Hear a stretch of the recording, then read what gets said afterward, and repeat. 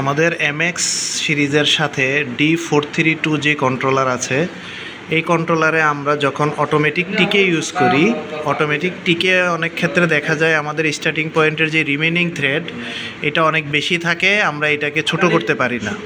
তো আজকে আপনাদেরকে দেখাবো কোন প্যারামিটার বা প্রোগ্রাম থেকে স্টার্টিং সুইংয়ের এই যে রিমেনিং থ্রেড এইটাকে বড় ছোট করা যায়।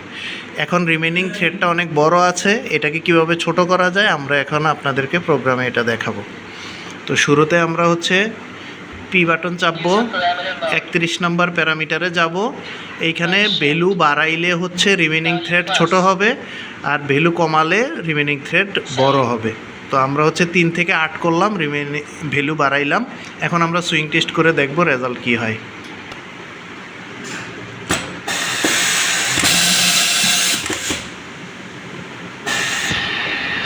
দেখেন আমাদের রিমেনিং থ্রেড আগের থেকে অনেক ছোট হয়ে গেছে।